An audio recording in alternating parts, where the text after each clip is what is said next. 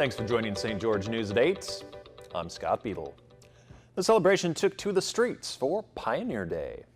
Streets in downtown Washington City filled with floats, marching bands, color guards, horses, and more as families lined the blocks to watch the Days of 47 Dixie Pioneer Heritage Parade. In Utah, the 24th of July marks an important celebration of pioneer heritage and family traditions. Arriving in Utah by covered wagon, hand carts, or walking on foot, Mormon pioneers first settled in the Salt Lake Valley on July 24, 1847. 2 years after their arrival, pioneer settlers began honoring their journey with an annual parade. A Utah tradition continued through present day. And parades and parties were not the only part of the celebration. About a dozen years ago, groups began getting together on July 24th to celebrate the day in their own way with beer and pies. They say if you say it really fast, Pioneer Day sounds sort of like Pie and Beer Day. It's an alternative some choose to the religious aspect of the day. Traditional pies like apple or cherry are seen, but meat pies and pizza pies are welcome as well. Ales, lagers, and stouts share the table with root beer.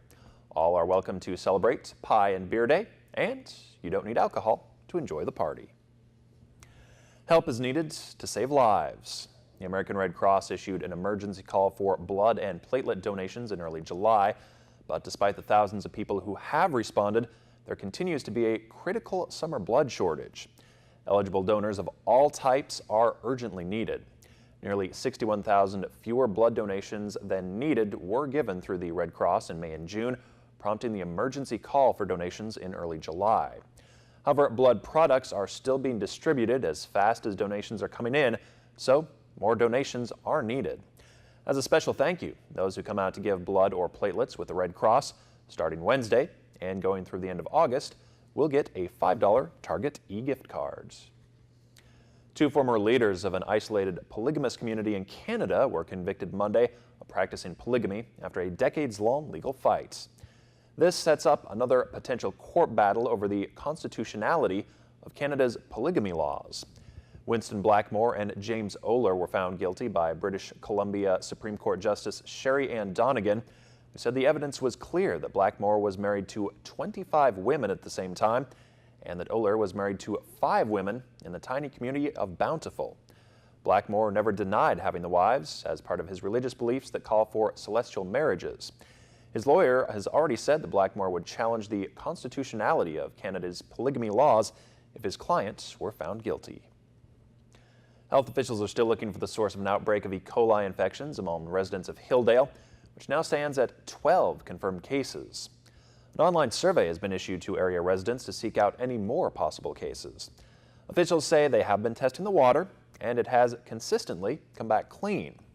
In an effort to discover any additional cases of the disease that might not have been detected, the health department has posted an online survey for residents of Hilldale, Colorado City, and Centennial Park. That 3-minute survey can be taken at research.net. The showdown over health care is playing out today on the Senate floor. It's a last-ditch effort by Senate Republicans to repeal and replace Obamacare. The vote comes as Senator John McCain returns to Washington.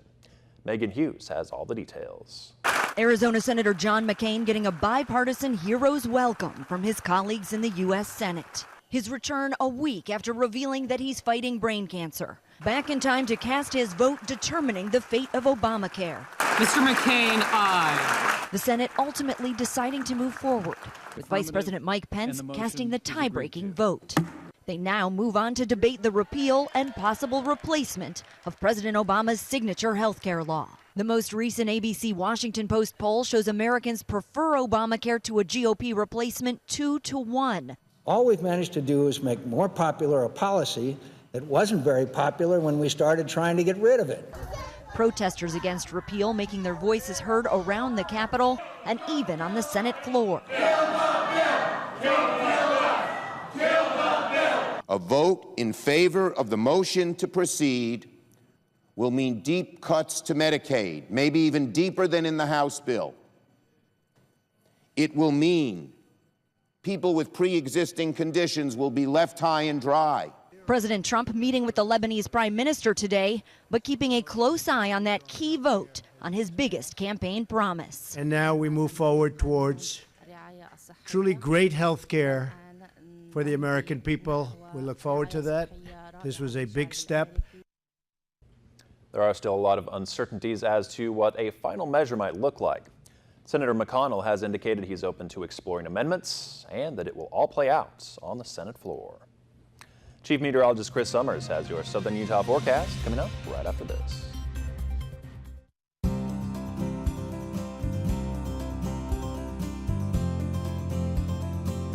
The weather tonight is brought to you by AWI Networks, smarter internet.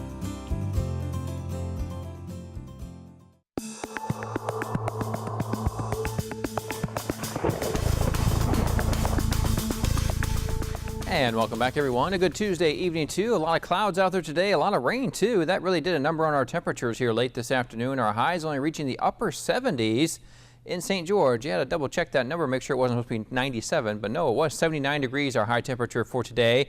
Picking up over an inch of rain here today as well, 1.07 inches of rain over the past 24 hours. It looks like we'll keep the rain chances in the forecast as we head into your Wednesday, but it looks like by the end of the work week and into the weekend, we'll probably take the rain out of the forecast and really turn those temperatures back up. Here's a look at our latest radar and satellite, again showing some of the rain that was down to our south, again right through St. George and also down through parts of northern Arizona, seeing the heavy rain as well. That continues to push off to the east and also start to die out as well. Seeing a little bit more rain just off to our west and parts of Nevada too. That's starting to die out for this evening.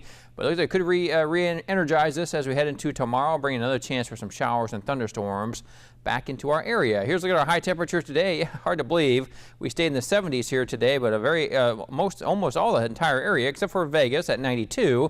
Everyone else in the mid to upper 70s here with all the clouds and rain around. 73 the high temperature Cedar City, 79 degrees in Hurricane and St. George, and also 79 degrees today in Mesquite. Overnight tonight, then, we're going to keep that threat of some rain in the forecast. Again, may see some of those showers or thunderstorms overnight tonight. 58 degrees in Cedar City, 73 in Hurricane, and 75 degrees in Mesquite, 74 the overnight low here in St. George. As we head into your Wednesday, then, more chance to rain in the afternoon. We'll see showers and thunderstorms in Cedar City.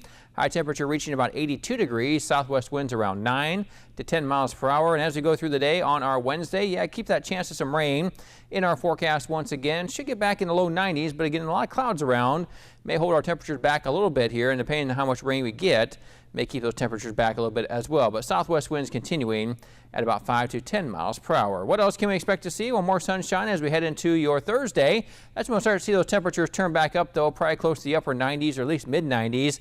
And then by the time we get to Friday and the weekend, the triple digits return, but could be some isolated chance of rain back in the forecast as we get to Saturday and Sunday. Surface map shows a lot of green on the map, again from Arizona to South Utah, southern Utah, and again parts of Nevada seeing those isolated showers and thunderstorms. Best chance really coming in overnight tonight, and another chance of some showers and thunderstorms as we head into the afternoon hours of our Wednesday. Here's what it looks like for some of our hometowns. 82 degrees the high Wednesday in Cedar City, 85 degrees in Enterprise, 92 the high here in St. George, 98 in Littlefield, and 99 in Mesquite. And around Cedar City, 7-day forecast shows the chance of rain continuing on Thursday. And as we get to the weekend, again, may see some more chance to rain by the time we get into the weekend, at least an isolated chance in Cedar City. Southern Utah, then we'll get back in the upper 90s by Thursday, and then the triple digits return to the area for Friday and into Saturday and Sunday. But again, may see some more rain chances by the time we get into the weekend with some isolated chances of rain continuing by Saturday and Sunday. But hard to believe that we saw a high of 79 degrees. I had to, again, double check that number to make sure that was correct. But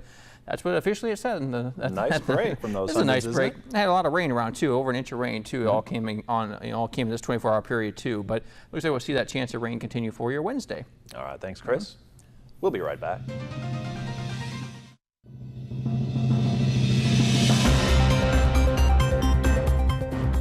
Well, talk about being in the doghouse. Bella's owners apparently forgot to lock her in her cage one night recently, and this was the end result. She's looking a little guilty there, sitting next to a partially eaten wedding cake. Not only that, but she apparently ate a bunch of cupcakes. Well, this caused a little discord with the yet-to-be-married couple. The bride had reminded the groom to lock Bella up, and he apparently forgot. Had one job. Fortunately, after calling around for a couple hours and posting a plea on Facebook, they found a cake shop to create them a new one. And after Bella's sugar rush wore off, we're told they all lived happily ever after. I bet that was a sugar rush with that. I imagine. Thanks for watching. We hope you have a great night.